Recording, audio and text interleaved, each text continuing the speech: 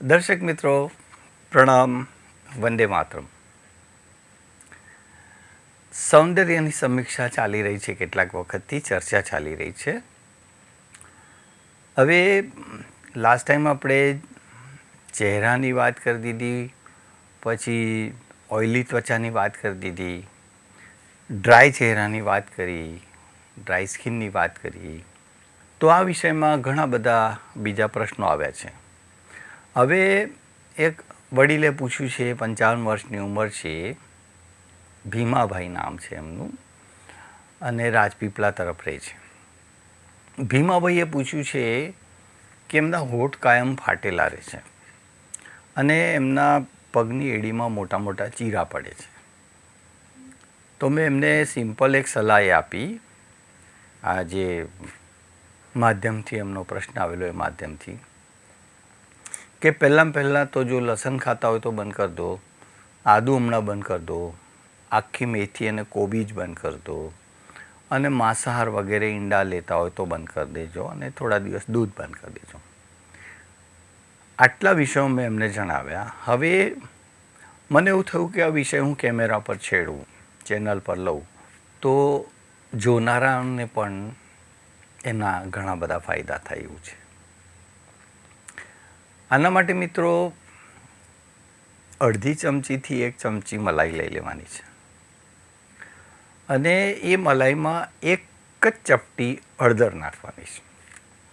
નાની કટોરી લેજો, એટલે એમાં થોડું હલાવીને થોડી મલાઈ વધારે પડતી ઓઇલી થઈ જાય એવું કરજો. થોડી આ આંગળીથી આ રીતે લઈને લગભગ 2.5 થી 3 મિનિટ મસાજ કરજો. પછી એ જ રીતે બંને પગમાં 5 મિનિટ જેટલો મસાજ કરજો. અડધો કલાક પછી એડી અને ચહેરો ધોઈ નાખજો. 4-5 દિવસ રોજ કરજો. અને આ પ્રયોગ દરમિયાન રોજ રાત્રે સૂતી વખતે નાભી પર અચૂક ગાયનું ઘી અથવા કોપરાનું તેલ મૂકજો. આનો તો વિડીયો બહુ ફરે છે, બધા બહુ લોકોએ જોયો છે, ખૂબ જૂનો વિડીયો છે. અને મેં આપને જે કહું છું એ પ્રયોગ પણ ઘણો જૂનો છે, વડીલો પાર્જિત છે, દાદીમાના નુસ્ખાવાળો પ્રયોગ છે, અને અક્ષીર પરિણામ આપનારો છે. અવશ્ય ઉપયોગ કરો જ. જો મોંઘા દાટ તમે લાલી, લિપસ્ટિક કે જાતના ક્રીમો અને બધું વાપરવા કરતાં ઘરઘરાઉ પ્રયોગ છે, ગેરંટેડ પ્રયોગ છે, અદ્ભુત પરિણામો આપનારો પ્રયોગ છે, હોઠની ત્વચા બિલકુલ સુંદર અને આકર્ષક બનાવનારો પ્રયોગ છે, એડીના ચીરા પણ મટાડનારો પ્રયોગ છે, તો કેમ ના કરાય? ખૂબ સસ્તો મફતના ભાવનો પ્રયોગ છે, અદ્ભુત પ્રયોગ છે. તો મિત્રો અવશ્ય કરજો. જે લોકોને પણ આ પ્રકારની તકલીફ છે એ લોકો આ પ્રયોગ અચૂક કરે. મારી અંદરથી તમને અપીલ છે.